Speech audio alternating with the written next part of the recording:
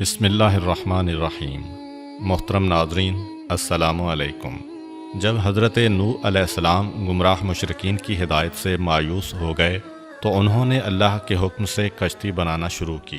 جب وہ مکمل ہو گئی تو آپ نے مومنین کو بلایا جو بہت کم تھے اور ان سے کہا کہ کشتی میں سوار ہو جاؤ، جبکہ قرآن میں سورہ ہود کی آیت نمبر 41 میں ارشاد ہوتا ہے، یہ اللہ کے نام سے چلے گی اور رکے گی، بے شک میرا پروردگار بہت بخشنے والا مہربان ہے۔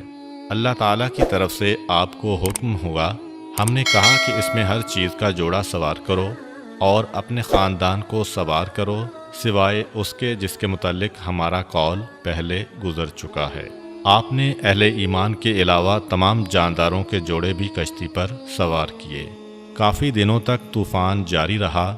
جب طوفان تھما اور کشتی لنگر انداز ہوئی تو نوح علیہ السلام اور دوسرے صاحبان ایمان کشتی سے نیچے اترے اور کاروبار زندگی میں لگ گئے۔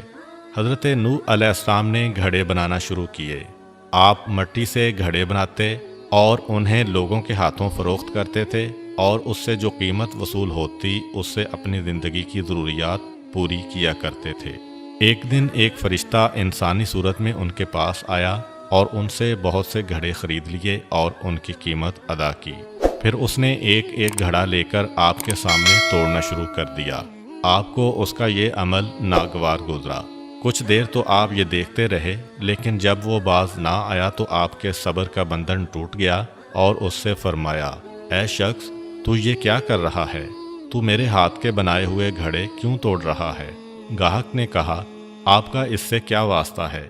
یہ گھڑے میں آپ سے خرید چکا ہوں اور اس کی قیمت ادا کر چکا ہوں۔ اب یہ میری ملکیت ہیں، میں انہیں توڑوں تو آپ کو کیا اعتراض ہے؟ حضرت نوح علیہ السلام نے کہا، یہ درست ہے تو نے یہ گھڑے خریدے ہیں، لیکن یہ بھی حقیقت ہے کہ میں نے ان کے بنانے میں بڑی مشقت کی ہے۔ اگرچہ انہیں بیچ چکا ہوں، پھر بھی میں اپنے ہاتھ کی بنی ہوئی چیز کو یوں تلف ہوتا ہوا نہیں دیکھ سکتا۔ گاہک جو کہ دراصل فرشتہ تھا نے کہا، آپ نے یہ گھڑے خلق نہیں کیے، صرف بنائے ہیں، اس کے باوجود تلف ہوتے ہوئے نہیں دیکھ سکتے، تو آپ نے خدا سے اس کی مخلوق تلف کرنے کی دعا کیوں کی تھی؟ حضرت نوح علیہ السلام نے یہ بات سنی تو آپ رونے لگے۔ آپ کے شب و روز نوحہ و زاری میں بسر ہونے لگے۔ آپ نے اتنی نوحہ و زاری کی کہ لوگوں نے آپ کا نام ہی نوح رکھ دیا، جس کے معنی ہے نوحہ و زاری کرنے والا۔ بیان کیا جاتا ہے کہ ایک دفعہ اللہ تعالیٰ نے حضرت موسیٰ علیہ السلام کو وحی فرمائی، اب جب مناجات کے لیے آنا تو اپنے ساتھ کسی ایسے کو لے کر آنا جس کے متعلق تمہارا عقیدہ ہو کہ تم اس سے برتر اور افضل ہو۔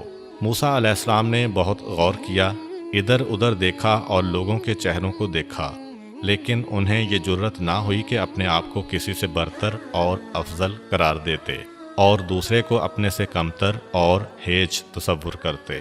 انسانوں سے مایوس ہو کر آپ نے حیوانات پر نظر کی، لیکن انہیں حیوانات میں بھی اپنا مطلوبہ حیوان دکھائی نہ دیا۔ وہ مایوس ہونے کو تھے کہ ان کی نظر ایک خارش زدہ کتے پر پڑی۔ انہوں نے اپنے آپ سے کہا، اگر میں اسے اپنے ساتھ لے جاؤں تو شاید بات بن جائے۔ یہ سوچ کر انہوں نے اس کتے کے گلے میں رسی ڈالی اور اسے لے کر خدا سے مناجات کے لیے چل پڑے۔ تھوڑی دور جانے کے بعد انہوں نے اپنے فعل پر ندامت محسوس کی اور کتے کے گلے سے رسی نکال دی اور اسے بھگا دیا۔ جب آپ مقام مناجات پر پہنچے تو اللہ تعالیٰ نے فرمایا، اے موسیٰ علیہ السلام، کیا تم اپنے سے کمتر چیز اپنے ساتھ لائے ہو؟ موسیٰ علیہ السلام نے عرض کیا، خدایا، جس کا تو نے مطالبہ کیا ہے وہ چیز مجھے نہیں ملی۔ اللہ نے فرمایا، مجھے اپنی عزت و جلال کی قسم، اگر تو اس کتے کو بھی اپنے سے کمتر سمجھ کر یہاں لے آتا تو میں تیرا نام دیوان انبیاء سے خارج کر دیتا۔ محترم ناظرین، ہم سب کو بھی اللہ تعالیٰ کے اس پیارے پیغمبر کے واقعہ سے سبق سیکھنا چاہیے۔ ہم میں سے بہت سے لوگ ایسے ہیں کہ جن کے پاس تھوڑی سی دولت آ جائے تو وہ غرور و تکبر میں مبتلا ہو جاتے ہیں اور اپنے ارد گرد کے لوگوں کو حقارت کی نظر سے دیکھنا شروع کر دیتے ہیں۔ حضرت یحییٰ علیہ السلام کے متعلق مشہور ہے کہ آپ ہمیشہ خوف خدا کی وجہ سے غمگین رہتے تھے اور ولادت سے لے کر زندگی کے آخری لمحات تک آپ غمگین ہی رہے۔ آپ کے گریہ و بکا کا سلسلہ کسی وقت بھی منقطع نہیں ہوا اور کسی نے کبھی آپ کو ہنستا مسکراتا ہوا نہیں دیکھا۔ ایک مرتبہ حضرت زکریا علیہ السلام نے بارگاہ احدیت میں عرض کیا، خدایا میں نے تجھ سے اس لیے بیٹا طلب کیا تھا کہ میری آنکھوں کی ٹھنڈک بنے اور میرے لیے خوشی اور مسرت کا ذریعہ ثابت ہو، لیکن تو نے مجھے جو بیٹا عطا کیا ہے وہ تو ہمیشہ غمگین رہتا ہے اور ہر وقت روتا رہتا ہے۔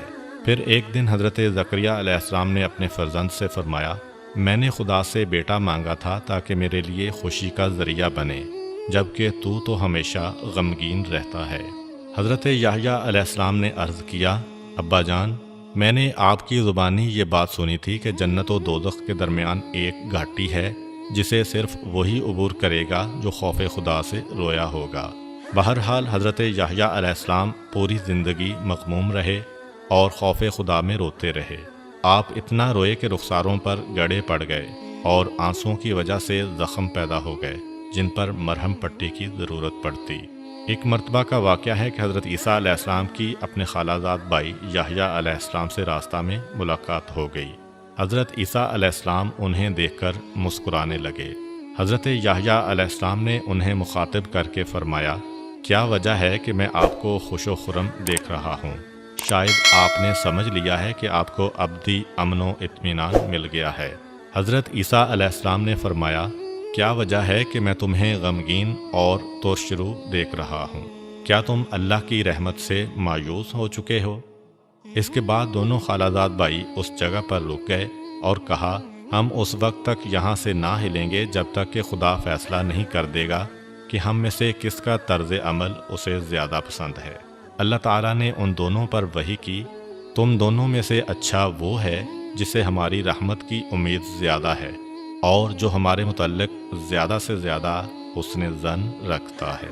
بے شک انسان کو اللہ تعالیٰ کی رحمت سے کبھی بھی مایوس نہیں ہونا چاہیے اور اپنے مسائل اور مصیبت کے وقت صرف اسی سے لو لگانی چاہیے۔